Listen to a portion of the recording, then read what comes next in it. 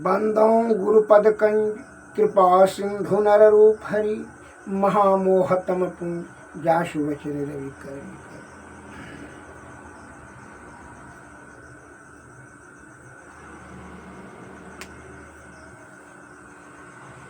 देशवासियों को मेरा हार्दिक नमन। संत वाणी में एक शब्द आया है, तुलसी पिछले पाप से हरि चर्चा न सुहाय, जैसे ज्वरों के ताप से अन्नों की रुचि जाए। क्या अर्थ हुआ इसका? यह आने की तरह स्पष्ट है। तुलसीदास जी महाराज, संत तुलसीदास जी महाराज का कहना इस दोहे से कि जो पाप से पहले आयुक्त है, तुलसी पिछले पाप से, पिछले जन्म का जो पाप का पुण्य जमा करके रखा है, हरि का चर्चा उसको अच्छा नहीं लगे। ईश्वर का जो है सत्संग भजन या प्रवचन संत महात्मा का ईश्वर के बारे में किसी प्रकार का बखान उनको अच्छा नहीं लगेगा, हरि का चर्चा अच्छा नहीं लगेगा। जैसे ज्वरों के ताप से जिसको बुखार हो जाता है उसको अन्न अच्छा नहीं लगता है, खीर उसको दीजिए खाने नहीं अच्छा लगेगा, और उसको चिरौता का जरूर चिरौता पिलाओ, बुखार कटकरेजा खिलाओ, दर्जो सुनाए खिलाओ, कह बढ़िया चीज उसको बढ़िया नहीं लगेगा, बुखार हो गया उसको। उसी प्रकार पाप का जो है पुंज जमा कर दिया, उसको हरि का चर्चा कैसे लगेगा? और जब लगेगा तो उसके लिए जो पहले उसको जो है कैसे क्या होगा, शुद्धचित आत्मा करने के बारे में विधि बताओ। मन संयम करेगा, विषय से जो है विलाग होगा, तभी ना उसको सत्संग का अच्छा लगेगा। वो तो पाप पुण्य से जमा करिए रहा है और कुसंगति में आकर करके वह पाप करिए रहा है। हरि का चर्चा कैसे? मैं एक लघु कथा कहना चाहता हूँ। संत महात्मा लोग कहते हैं कि हरि चर्चा उसी को अच्छा लगेगा, रुचिकर लगेगा, इसको कुछ धर्म का बीज है इसके हृदय कुंड में।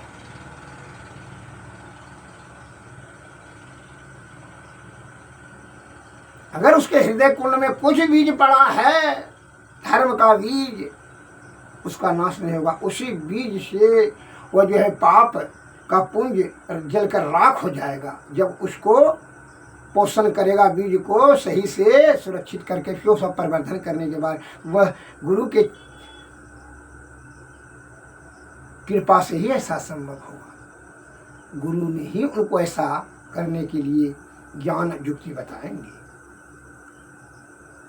इसलिए उनको गुरु के सदगुरु के शरण में जाना अति अनिवार्य है। एक मैं उदाहरण देता हूँ लघु कथा से कि एक साधु एक गृहिणी के किसान के यहाँ भीख मांगने के लिए रोज जाते थे। किसान की पत्नी रोज उनको भीख दे देती थी। उनकी इच्छा हुई कि साधु का दर्शन होते होते उनको कुछ साध बुद्धि जागा। छल कपट परपंच से तो जानबे करते हैं आजकल अक्सर आयुक्त हो ही जाता है, लेकिन संत का दरस मन संत अर्थात साधु का दर्शन होने से उनकी सद्बुद्धि में कुछ जागृति हुई। तो कहती है वह महिला किसान की पत्नी, बाबा कुछ जो है उपदेश दीजिए, ज्ञान का उपदेश दीजिए, कुछ ज्ञान दीजिए जिससे कि हृदय पवित्र हो और ज्ञान प्रकाशित हो हृदय में। तो रोज कहती थी, लेकिन साधु महाराज भीख लेते थे और चले जाते थे। एक दिन तो है साधु महाराज ने कहा, ठीक है पुत्री, कल हम तुमको धर्म का उपदेश देंगे, कुछ जो है ज्ञान का उपदेश कल देंगे। बड़ी खुश हुई, ठीक है महाराज, ठीक है बाबा। तो वह जो है दूसरे दिन जो है खीर बढ़िया भोजन बना के रखना। तो दूसरे दिन बड़ी खुशी से खीर बना के रखी, और जब आए साधु महाराज तो कमंडल लेकर, कमंडल में भिक्षा दे दिया करती थी, तो कमंडल लेकर आए, कमंडल दे दिया कि इसी में भिक्षा दे दीजिए। तो किसान की पत्नी देखती है कि जो है इसमें तो कमंडल में गोबर, गर्दा, मट्टी, धूल है। वह किसान की पत्नी ने उसको लिया कमंडल को, और बढ़िया से उसको मल कर करके साफ कर करके उसमें खीर दिया, तब दे जा। कहा कि बाबा ये कमंडल में बहुत गंदा था, गोबर मिट्टी सभी सब था भरा पड़ा, इसलिए हम साफ करके दिए हैं। बहुत ठीक, ठीक है, अच्छी बात है। अब तुम्हारा जो है संत का साधु का दर्शन होने से धीरे धीरे आपका निर्मल तुम्हारा जो है विषय तुम्हारा क्षीण होते जा रहा है, निर्मल हृदय होते जा रहा है। अब ज्ञान का उपदेश अब तुम में योग हो गया। जैसे खीर का भोजन तुम डाला, उसको साफ करके, उसी प्रकार जब शुद्ध चित्त आत्मा होता है तो शुद्ध और सही ज्ञान उसमें रखा जाता है, तब वो अमल करता है। अतः मैं तुमको आज उपदेश देता हूँ, सर्वदा सत्य बोलो।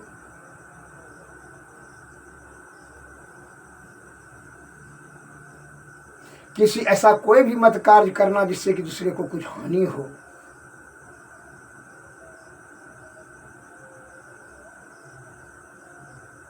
और छल कपट मन से विकार को बिलाग रखना, ऐसा ही करेंगे बाबा। इस प्रकार ज्ञान का उपदेश दिए बाबा जी। साधु महाराज चले गए। तो कहने का मेरा तात्पर्य है कि शुद्ध चित्त आत्मा में ही शुद्ध प्रवचन का समावेश होगा, वहीं एडजस्टमेंट होगा। और नहीं तो जो है ना, इसका हृदय विशेष से भरा पड़ा है, माया रूपी जेल में फंसा हुआ है, पूर्ण रूपेण से पाप का पुण्य जमा कर लिया है, तो उसको जो है धर्म का उपदेश देना व्यर्थ, अपना समय बर्बाद करना। जैसे मूर्ख को धर्म का उपदेश देना, शास्त्र का ज्ञान देना, चोर को धर्म का उपदेश देना, चरित्रहीन इसको पतिव्रता का बखान करना, अंधों के समक्ष आईना का कीमत बताना, उल्लुओं को सूर्य के प्रकाश के बारे में गणना करना, उसका व्याख्यान करना, गुणगान गाना, निरोगियों के समक्ष औषधि का विवरण देना, औषधि की महत्ता को समझाना, ये सभी क्रिया महात्माओं जो शुद्ध चित्त जगह पहुँचे हुए महात्मा है, उनको धन या जन या बल गुण, इससे भी कोई भी विषय का उसके सामने में वर्णन करना या लालच देना, और लालच मोह माया ईर्षा लोभ इस सब से ऊपर उठ जाते हैं, क्रोध भय तृष्णा इस सभी से ऊपर उठ जाते हैं। ये सब करना, ये क्या हुआ? अपने समय की बर्बादी। ऐसा न करें, शुद्ध चित्त आत्मा रख कर करके ईश्वर का हमेशा चिंतन करें और सदगुरु के शरण में सत्संग भजन करें। यह कहा है कि या तनि कर फली विषय अनुभाई, स्वर्ग में अल्प अल्प दुखदाई। यह विषय भोग के लिए ही तन प्राप्त नहीं किया गया है, यह बनाने में परमपिता परमेश्वर को 9 महीना लगा है। जो बड़ी मेहनत से इनको इसमें 5 तत्व 25 प्रकृति 14 इंद्रियां 7 धातु 3 ये सभी दे चुके हैं। देने में उनको बड़ा गर्भपिंड में ही जाकर 9 महीना जो है इनकी संरचना वहाँ किए हैं, बड़ी मेहनत से बड़ा सुरक्षित स्थान बनाए हैं। अब हम लोगों को क्या हुआ? वहाँ पड़े हुए थे, लेकिन क्या हुआ?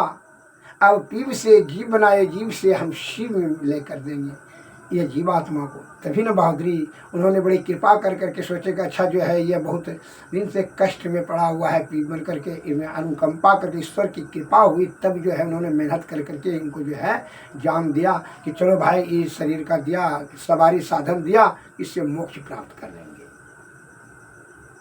लेकिन आप विषय रूपी यह जो है बाजार में दलदल में फंस कर करके अपने आयु को ही गंवा देते हैं। जो आयु का जो है वो ईश्वर की कृपा से ही श्वास मिला हुआ है, समय दिया है, लेकिन आप समय जो विषय भोग में ही आप कामनी और कंचन को ही आप ढूंढने में अपना आयु को लगा देते हैं और अंत काल में बड़ी दुख और विदृढ़ कलेजा से आप पश्चाताप करते हैं। तभी कहा गया है संतवाणी में, जब मैं था तब हरि नहीं और हरि है तो मैं नहीं, अंधियारा मिटे दीपक देखे नहीं, कबीरा दीपक दे जब शरीर जर्जर होकर के श्वास टूटने लगा, तब उस समय जो है आप बहुत पश्चाताप करते हैं कि कीमती समय को व्यर्थ वाली वस्तु में अपना लगा दिया। उस समय आपको ज्ञान होने न होने से कोई लाभ नहीं होगा। तब क्या होगा? तब ईश्वर की यदि कृपा हो तो फिर मनुष्य के तन में जा सकते हैं। उनकी अगर यदि कृपा हो जाए, पूर्ण आपका यदि सूरत मरने के समय में यदि ईश्वर के प्रति आसक्ति हो जाए, श्रद्धा युक्त होकर के, हो सकता है तब ईश्वर की कृपा पर पुनः आपको अवसर दिया जाएगा। जैसे जिस समय सामर्थ्यवान रहते हैं तो उस समय अहंकार रजोगुण तमोगुण में आकर के मन के मुताबिक जो है आप विषय में भटकते रहते हैं, अपना कीमती समय को व्यर्थ में नष्ट करते रहते हैं। लेकिन जब शरीर जर्जर हो जाती है तब उस समय पछताते हैं। जिस प्रकार अंधियारा जो है ने दीपक को नहीं देखा है, दीपक ने भी अंधियारा को नहीं देखा है। जब आप थे तो क्या हुआ कि हरि का प्राप्त करने के बारे में जतन नहीं किया, और जब आप नहीं तो हरि को देखेंगे तो देखेंगे कैसे आप? यही दुर्गति आपकी हो रही है। अतः सद्गुरु ही एक ऐसा मार्गदर्शक है, उन्होंने ही युक्ति बताएंगे आप हरि का दर्शन हेतु। इसलिए उन्हीं के शरण में जाएं, यही हमारी हार्दिक कामना है। संत महात्माओं का विचार है, ज्ञानियों ध्यानों मुनि महात्माओं का भी आपको प्रवचन के माध्यम से रात दिन ही समझाने का प्रयत्न करे हैं कि यह अनमोल आयु को व्यर्थ में नष्ट न करें, मन और अहंकार से आयुक्त होकर के उसी के अनुसार विषय में न विचरण करें। जय हिंद, जय भारत, नमस्कार।